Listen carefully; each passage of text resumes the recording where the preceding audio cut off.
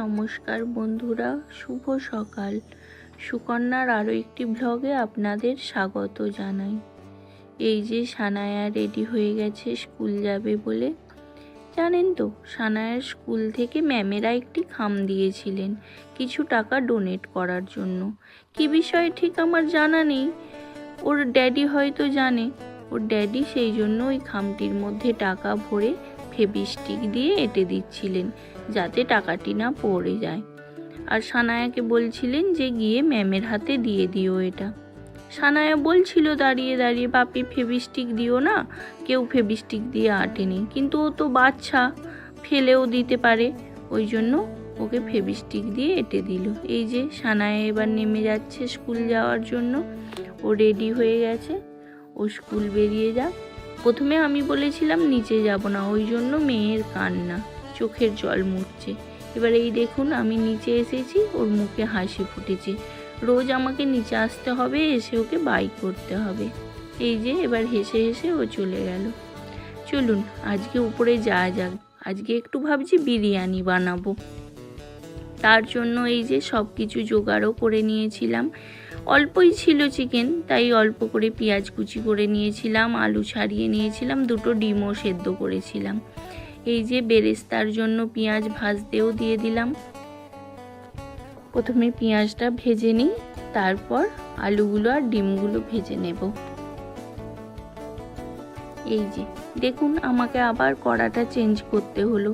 প্রথমে ওতেই করছিলাম, ভাবলাম ওতেই বিরিয়ানিটা একবারে করব যখন, তাহলে ওতেই সব করে নিই।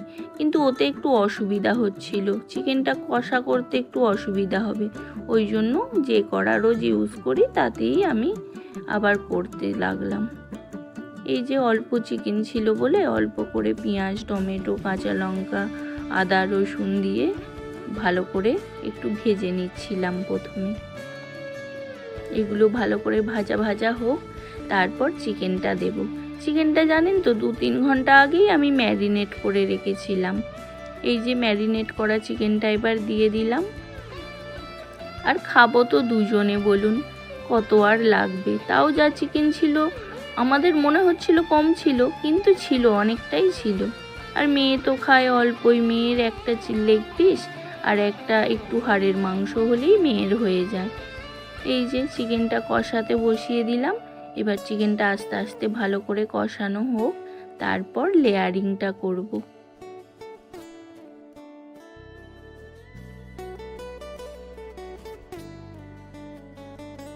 এই যে চিকেনটা আমার মোটামুটি কষানো হয়েই গেছে, এটা এবার রেখে দেব।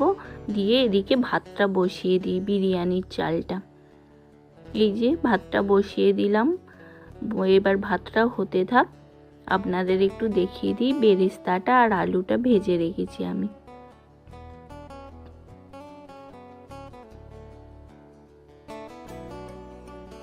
এই যে এদিকে আলু, ডিম আর বেরেস্তা ভেজে রেখেছি। ডিমটা একদম সাদা মতো না, কেউ অত পছন্দ করে না, ওই জন্য একটু আমি ভেজে নিই। এই যে এবার জানেন তো, তখন এবার হাজবেন্ড এসে গেছে। হাজবেন্ডকে বললাম তাহলে আমি একটু ক্যামেরাটা ধরছি, তুমি লেয়ারিংটা করো। দিয়ে ও লেয়ারিং করছে। ও বলছে তাহলে আমি আমার স্টাইলে বানাবো, কিন্তু আমি সব কিছু লেয়ারিং আমার স্টাইলে করব, তুমি কিছু বলবে না। ওই যে ঠিক আছে করো।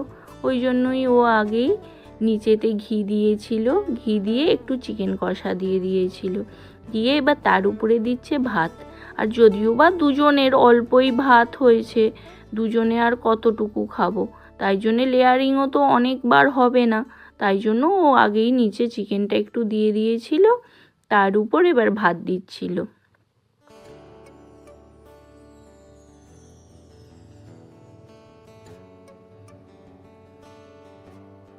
এই যে এবার একটু দিয়ে দিল ঘি। ঘি দেওয়ার পর দিয়েছিল বিরিয়ানি মশলা।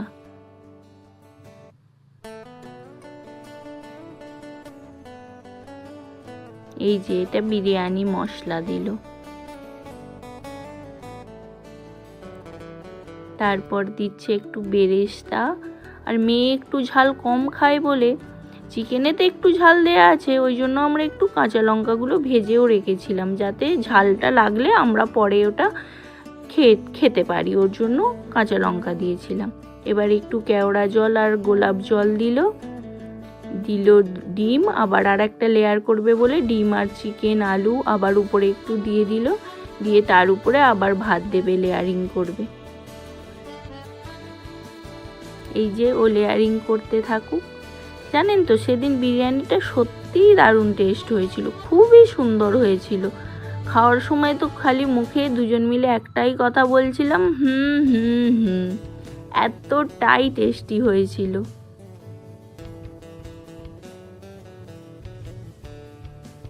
এই যে দিয়ে দিল,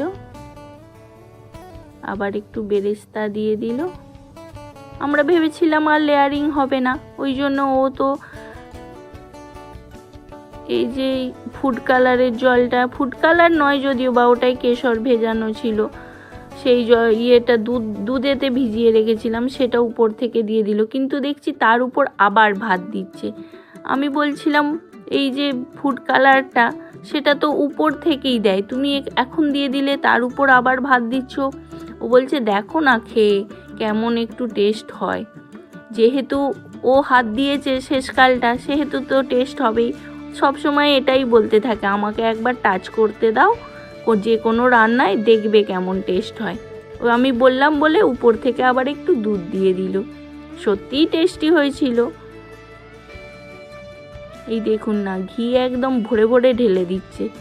বলছি একটু কম দাও কম দাও, সে কে কার কথা শোনে, বলছে আমি করছি যখন আমার মতো করতে দাও। যেহেতু ও করছে, বিরিয়ানির লেয়ারিং ফেয়ারিং ওই করেছিল। এই দেখুন, এবার ফয়েল পেপার দিয়ে মুড়ে এটাকে ভালোভাবে ঢাকা দিয়ে দিল, দিয়ে এই 20-25 মিনিট মতো কম আঁচে রেখেছিলাম। ওর নিচে কিছু আর তাওয়া বসাইনি, ওই এমনি একদম আঁচটা কমিয়ে দিয়ে একদম লো সিমে একদম দিয়ে রেখে দিয়েছিলাম। তারপর সকলে খেয়েছিলাম। এবার এটা হতে থাক, ওদিকে আমরা একটু রায়তা বানিয়ে নিই। এই যে রায়তার জন্য শসা, পেঁয়াজ, একটুখানি অল্প একটু গাজর সব কিছু দিয়ে রায়তাটা বানাচ্ছিলাম। এই যে মেয়ের জন্যও একটু দই তুলে রেখেছিলাম, মেয়ে তো কাঁচা পেঁয়াজ খাবে না, ওর জন্য শসা ছিল এমনি, আর একটু প্লেন দই, একটু জ্যাগরি পাউডার আর একটু লবণ দিয়ে বাটিতে করে রেখেছিলাম। এই যে বিরিয়ানিটা খুলছে, চলুন দেখা যাক কেমন হয়েছে। যদিও বা ও তো কালারটা আগেই দিয়ে দিয়েছিল, ওই জন্য উপর থেকে কোনো কালার নেই। এই যে বিরিয়ানিটা এবার সবাইকে সার্ভ করা হবে আর খাওয়া হবে। দেখি হাজবেন্ড খেয়ে কি বলে, কেমন হয়েছে।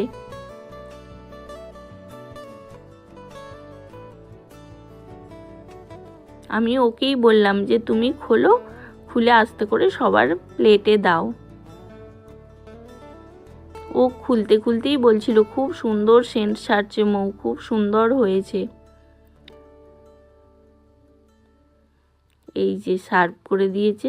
আমি আবার বলছিলাম দেখো ডিমটা ভেজেছি বলে ডিমটা বোঝা যাচ্ছে না, বললাম বলে ও আবার হাতে করে ডিমটা নিয়ে ভাতের ওপর রেখে দিল, বিরিয়ানির ওপর, যে দেখো এবার বোঝা যাচ্ছে। এই যে দেখুন না, খেতে বসেছে সেই সময়ই গেছে কারেন্টটা চলে। কারেন্ট চলে গেছে, হাওয়া কাটছে আর হেভি হয়েছে। খাও খাও। সানামা কেমন হয়েছে? ভালো হয়েছে, খাও। আর সানা তো বেশি একটা ঝাল খায় না, ওই জন্য ওকে উপর থেকে একটু সাদা সাদা ভাতটাই তুলে দেওয়া হয়েছিল। আর এত গরম, কারেন্ট চলে গেছে আর গরমও আছে, ওই জন্য ওই যে হাত পাখা নিয়ে বসেছে, একটু করে হাওয়া খাচ্ছে আর বিরিয়ানি খাচ্ছে। একটু যে মানুষ তৃপ্তি করে খাবে তাও গরম। আমার ভিডিওটি তাহলে আমি এখানেই শেষ করছি। আপনারা সকলে ভালো থাকবেন, সুস্থ থাকবেন, একে অপরের পাশে থাকবেন। আমার ভিডিওটি যদি কিছু ভালো লেগে থাকে একটা লাইক, কমেন্ট, শেয়ার করে দেবেন আর পেজটি ফলো করে দেবেন। নমস্কার, টাটা, বাই। সকলে লাঞ্চ করে নিন।